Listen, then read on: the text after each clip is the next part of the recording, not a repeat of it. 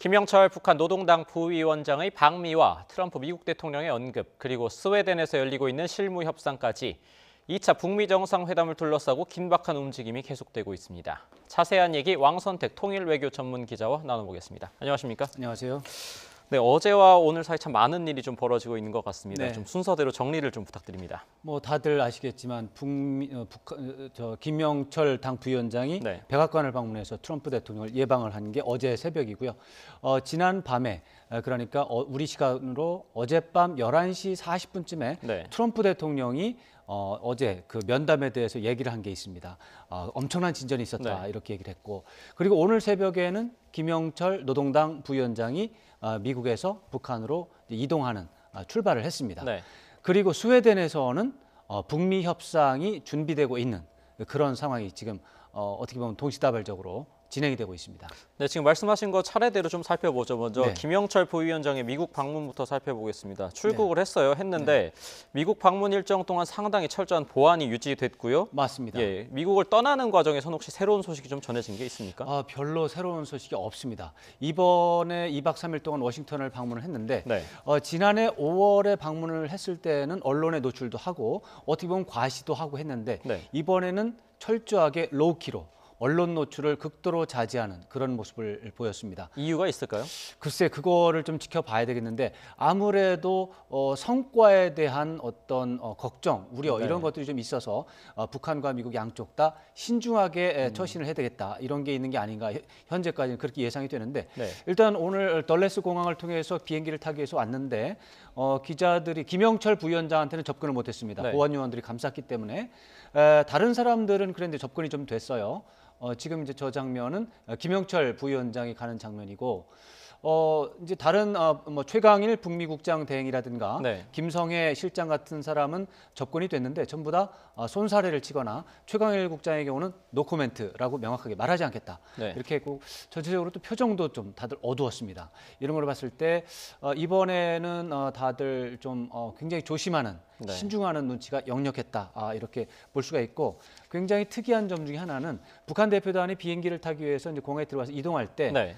뭉쳐서 가지 않고 이렇게 흩어져서 가는 모습이 별로 좀 이상하게 보였습니다. 그 이유는 어떻게 봐야 되겠습니까? 제가 이게 대표단이 이제 국가적인 대표단이 이렇게 합쳐서 옵니다. 그래서 기본적으로 김영철 위원장이 통일전선부니까 네. 통일전선부 간부들이 가고, 그다음에 외무성도 또 가고, 또 아마도 그 노동당 서기처 직원들도 갔을 겁니다. 네. 이 부서들 간의 협력이 잘 안 되면 저런 일이 벌어집니다. 부서가 다르니까요. 부서끼리 협력하지 않으면 저럴 때 같이 정답게 같은 길을 오는 게 아니죠. 따로 오는 것이. 그래서 제가 볼 때는 지금 저 장면이 김성애 네. 통일전선 책략실장이라고 통일전선부 손사래를 치는 모습이에요. 간부인데 이제 손사를 치고 이제 따로 지금 가고 있습니다. 네. 지금 이 사람이 이제 최강일 북미국장 직무대행인데 네. 이 사람도 표정이 좀 어둡고 조금 이따 지금 노코멘트 이렇게 얘기하고 가는데 노코멘트 말도 중요하지만 저렇게 사람들이 이렇게 흩어져서 오는 것은 별로 저 사람들 내부적으로 네. 협력이 좀 안 되고 있다, 이렇게 좀 추정할 수 있는 요소가 되겠습니다. 지금 왕선택 기자가 분석해 주신 거에 보면 북한 측 인사들은 상당히 표정이 좀 어두웠는데, 하지만 트럼프 대통령은 입을 열었습니다. 이 네. 메시지를 내놨는데 사실 뭐 가장 먼저 좀 살펴보면 2월 말 정상회담 개최를 거듭 확인했고요. 네. 또 장소도 결정됐다고 이야기를 했습니다. 이 부분에 대해서 조금 더 정확하게 얘기할 필요가 있습니다. 네. 조금 전에 이제 우리 김희준 특파원 리포트에 그 내용이 나왔지만 트럼프 대통령이 말한 것은 이렇게 말했습니다. We have picked the country라고 했습니다. 어떻게 받아들여야 됩니까? 개최 국가는 확인이 됐다. 네. 그런데 나중에 더 자세한 건 나중에 얘기하겠다, 이렇게 얘기했거든요. 그러니까 베트남인지 태국인지 이건 결정이 됐다는 얘기입니다. 네. 그런데 거기에 베트남이 예를 들어서 하노이인지 다낭인지 결정이 안 됐다면 이런 상황이 생길 수 있습니다. 제 생각엔 그래서 어떤 도시가 결정이 안 된 게 아닌가, 네. 이런 생각을 해볼 수가 있습니다. 그래서 어쩌면 베트남이 이미 결정된 상황인데 네. 하노이인지 다낭인지 그게 결정이 안 돼서 발표가 미뤄지는 게 아닌가, 이런 생각을 좀 해볼 수가 있어서 트럼프 대통령의 말은 개최 장소를 확인했다기보다는 개최 국가는 확인이 됐는데 네. 다른 사정이 있어서 그 말은 못한다, 이제 그렇게 하는 것이고, 그다음에 이제 February 2월 말도 약간 좀 재미있는 표현이에요. 어떤 점에서 그렇습니까? 어제 그 세라 샌더스 백악관 대변인은 그렇게 네. 얘기했습니다. Near the end of the February. 그러니까 2월 마지막 날에 가까운 날에 상당히 좀 애매하게 네, 들리거든요. 예. 그 near the end of the February 그러면은 대체적으로 이제 달력을 보면 2월 25, 26, 27, 28 이 네. 정도가 생각이 되는데 어떻게 보면 뭐 3월 2일, 3월 3일 정도도 가능하지 않을까요? 니어로 The end of the February니까 2월 말. 역으로 생각한다는 말씀이신 그렇죠. 거죠? 예. 그럴 수도 있고 저럴 수도 있어서 저게 무슨 말인가 했는데 트럼프 대통령은 아마도 2월 말 end 네. of the February 그랬습니다. 그래서 기본적으로 어제 북한과 미국이 합의한 그 날은 at the end of the February는 near the end of the February는 2월 말을 말, 예. 의미하는 것이다. 이렇게 볼 수 있어서 조금 더 좀 더 깔끔해졌습니다. 그럼 시기에 대해서는 좀 구체적이라고 봐야 되겠고 앞서 말씀하신 대로 장소 같은 경우에도 외신에는 이미 베트남으로 많이 보도가 나왔단 말이죠. 개최 국가는 정해졌고 예. 이제 개최 국가 내에서 개최 도시가 뭔지에 대해서는 안 나왔다 봐야죠. 사실 우리 국민 입장에서 봤을 때는 그럼 판문점 개최 가능성은 아예 없다 이렇게 봐야 됩니까? 아니죠. 지금 개최 국가가 결정이 됐는데 예. 개최 국가가 말을 안 한 거죠. 그러니까 베트남인지 태국인지 뭐 대한민국인지 모르죠. 만에 하나의 가능성은 좀 있다 이렇게 봐야 된다 말씀이신 가능성이 거죠? 있는데 그 가능성은 제가 봤을 때 3% 미만입니다. 네. 그러면은 이제 다음 관련해서 좀 들어가 보죠. 트럼프 대통령이 북한 비핵화와 관련해서도 엄청난 진전이 있었다 이렇게 이야기를 했습니다. 어느 정도의 엄청난 진전인 겁니까? 네, 문장을 한 30초 정도 오늘 아침 어젯밤 11시 40분쯤에 얘기를 했어요. 한 네. 두 문장 이제 두 패러그래프 정도 얘기를 했는데 a lot of progress. 그러다가 조금 뒤에는 tremendous progress 이런 표현을 썼습니다. tremendous라는 엄청난이라고 번역을 하죠. 네. 그래서 엄청난 진전이라고 하면서 그 앞뒤로 뭐라 그랬냐면은 엄청난 진전이 있는데 언론이 보도를 안 해서 그렇다. 우리 엄청난 진전을 하고 있다. 정말 이거 불행한 상황이다. 이렇게 얘기를 했습니다. 이러한 상황은 이제 트럼프 대통령이 기자들하고 말을 하는 상황에서 이런 이제 말이 나왔기 때문에 여러분들이 나에 대해서 똑바로 보도하지 않는다라는 이제 질책을 하는 그런 맥락입니다. 그런 차원에서 어떻게 보면 기자들이 생각하는 것보다 더 큰 성과가 있다. 이제 그 정도로 얘기를 하는 것이고 네. 이제 기자들이나 아니면 전문가들이 볼 때 뭔가 협상을 잘못할 것이다라고 우려하는 것은 틀렸다라고 하는 그런 의미가 좀 담겨 있다 이렇게 봐야 되겠습니다. 근데 사실 이 엄청난 진전이라고 하면 네. 이렇게 받아들이는 사람 입장에서는 그럼 과연 그게 뭘까라는 그렇죠. 건데 어떻게 보십니까? 그거를 알면 참 좋겠죠. 아무래도 이제 현재 단계에서 이제 분석하고 추정할 수밖에 없습니다.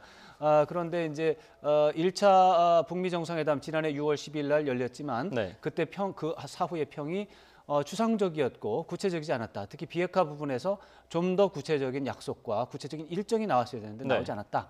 이렇게 됐기 때문에 이번에는 비핵화와 관련해서 구체적인 일정이 나와야 한다라는 것이 이제 일반적인 전망과 요구이고요. 그것에 대해서 어느 정도 부응을 할 수 있다. 이제 그런 차원에서 tremendous progress라는 말을 썼다. 저는 그렇게 생각을 하고요. 그리고 지금까지 미국이나 북한에서 나온 말에 따르면 북한에서는 국제사회가 환영할 만한 성과를 내겠다라고 김정은 위원장이 얘기를 했습니다. 그 얘기는 비핵화에 대해서 어느 정도 구체적인 얘기를 내겠다는 거고 또 미국 쪽에서는 단계적인 비핵화에 대해서 수용하는 말을 많이 했습니다. 그렇기 때문에 이번에는 비핵화나 상응 조치와 관련된 여러 가지 요소들이 있어요. 한 15개 이상이 돼요. 그중에서 초보적인 단계, 이게 단계적으로 한다고 했잖아요. 단계 중에서 1단계, 2단계, 3단계로 이제 나눠 본다면 1단계에 해당하는 성과들이 이번에 나오지 않을까. 그런 기대감을 주는 말이 tremendous progress라는 말에 담겨 있다. 이렇게 분석할 수 있습니다.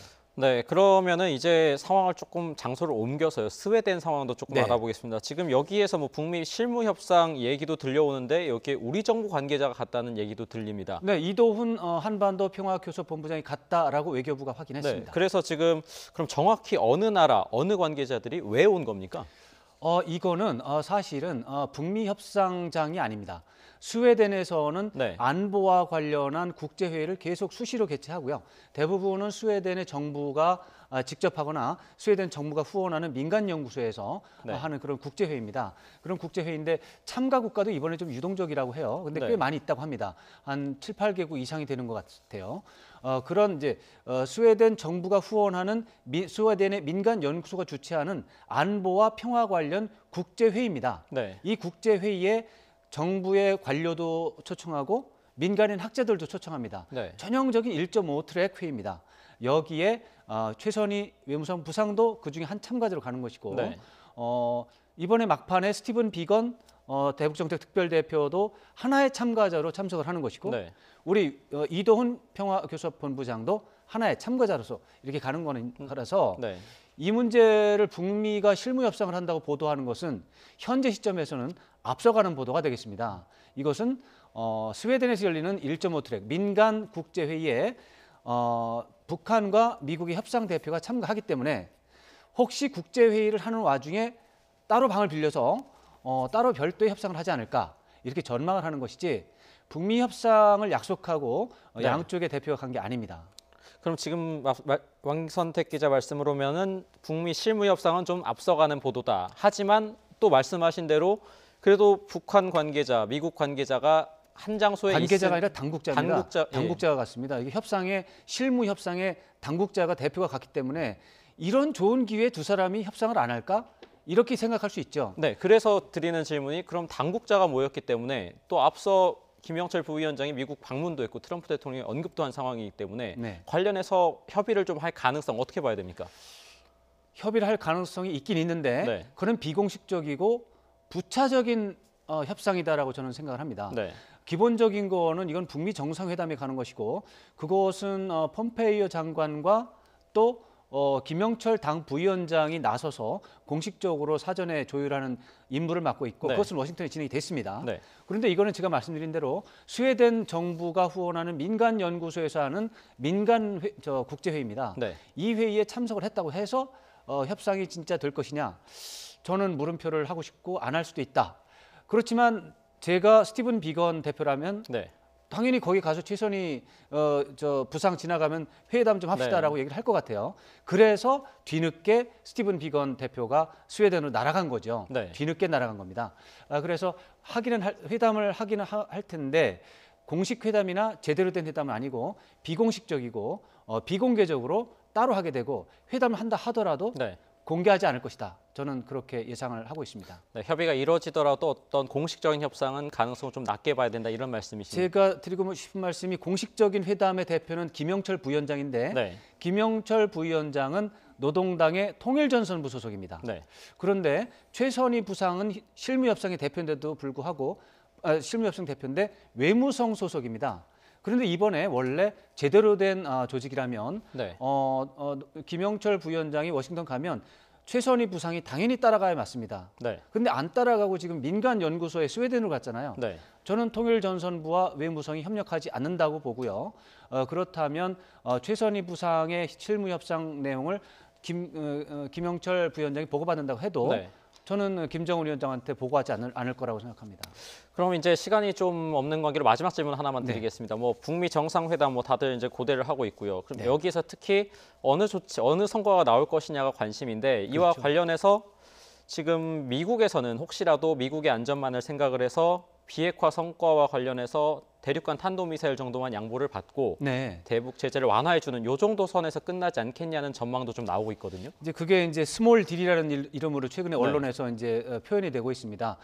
여러 가지 비핵화 여러 가지 요소가 많은데 네. 하필은 이제 장거리 미사일만 딱 제거하고 네. 나머지는 그냥 내버려두고 그냥 어물쩍 넘어가는 게 아니냐 이런 게 스몰 딜이라는 건데 네. 제가 아까 중간에 말씀을 드렸지만 미국에서 사실은 북한의 비핵화가 단계적이고 동시적으로 이루어져야 한다라고 네. 요구 사항을 지난해 11월 달부터 받아들였습니다. 네.